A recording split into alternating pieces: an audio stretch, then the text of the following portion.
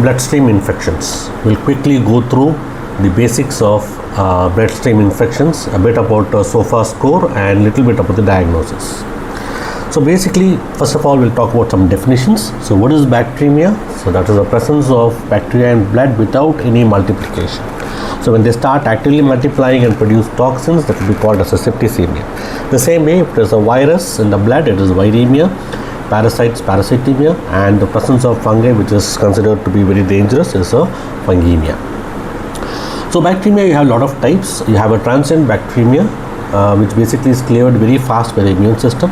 It can occur with very minor events, maybe like coughing, brushing of teeth, or chewing of food. Everything can release a small amount of bacteria in the bloodstream, which will be very quickly cleared. But when this doesn't happen and it's a continuous release into the bloodstream, it is called as a continuous bacteremia. When you have a focus of infection, like for example an abscess, every now and then a little bit of bacteria released into the bloodstream, so that is called as an intermittent bacteremia. So what are the causes of this bacteremia? So first of all, we have this a list of bacteria which directly cause infections. So that is, your examples will be a Salmonella, Brucella, Leptospira, the very important HESEC group of organisms, Viral Streptococci and Rickettsia. On the other hand, we have some other group of bacteria which are not exactly primary cause, but there is they develop somewhere else and they can spread into the bloodstream.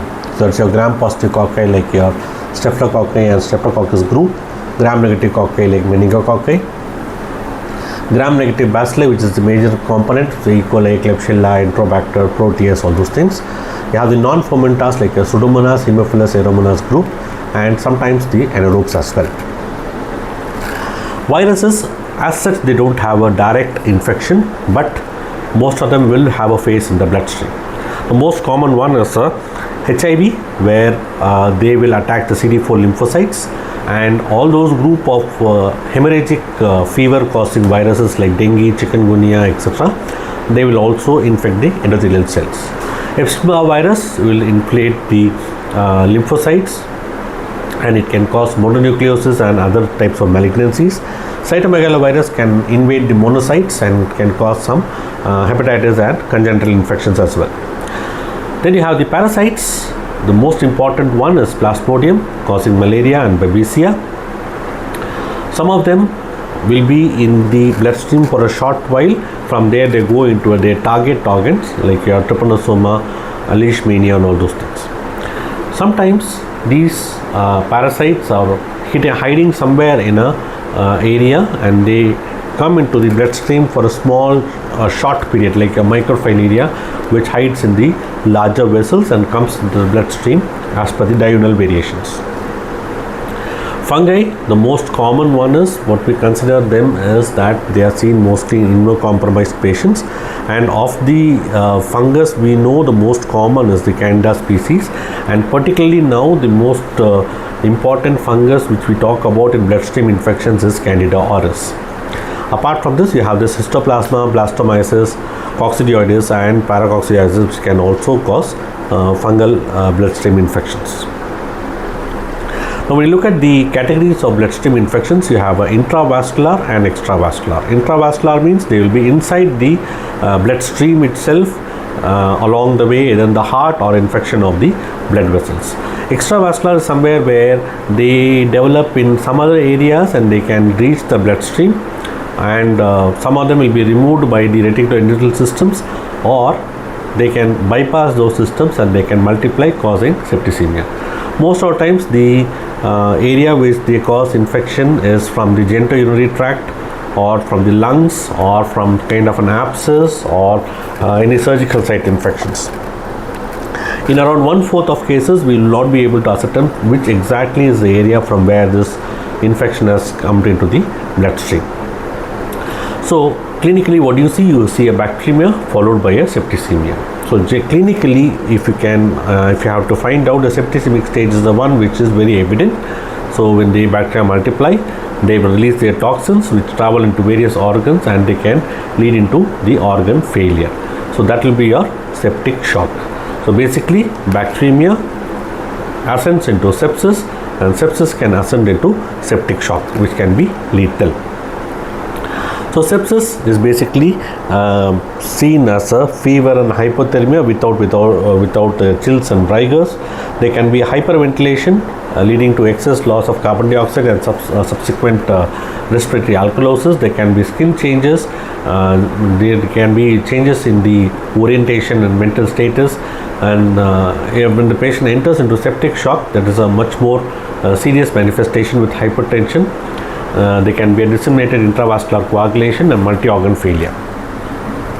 So, to ascertain, to find out what is the whether this patient has the risk of developing septicemia is what we have, what is called as a qSOFA score, that is sepsis related organ failure assessment. Now this is slightly difficult to remember, so what we'll do is we'll make our own mnemonic for that.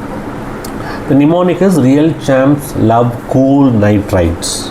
So basically what it is, R for respiratory system, that is the ratio between PaO2 and FiO2. The C is the coagulation system, which is about the platelet count. L for liver, which is the estimation of serum bilirubin. C for cardiovascular, which is a measurement of mean arterial pressure. N is a nervous system, which is the Glasgow Coma scale. R is a renal, with serum creatinine and urine output. So this will basically sum up the qSOFA score. So each component has a score from 0 to 4, so total of 24 points. So you keep assessing the score, and anything more than 2 points increase will indicate that the patient can end up with an organ dysfunction. Now, as you can notice, this is always a little bit difficult because so many things have to be calculated. So on a bedside assessment, to quickly do it, so we have what is called as a quick qSOFA score, which is respiratory rate of more than 22 per minute, altered mentation, and systolic blood pressure of less than 100 millimeter of mercury.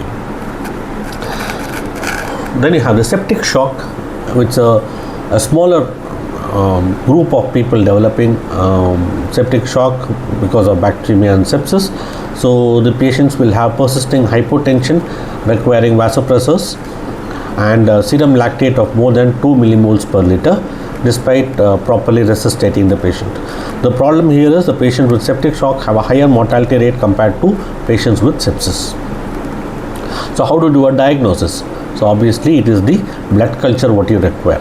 So you require 2 separate sites. The blood is collected, so it's collected always in pairs, and you have to prepare the site properly, because for a blood culture the most important problem is that there is a skin contaminants or the skin flora can interfere with your blood culture.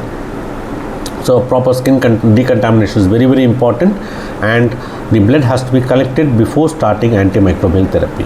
If at all you have already started, then it is better to take a blood before giving the next dose of antibiotic.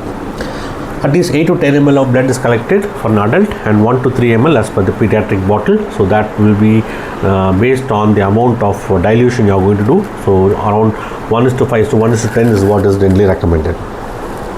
2 to 3 blood culture sets can be taken, so that can be either 2 aerobic or 1 aerobic and 1 anaerobic depending on your suspicion of the organism.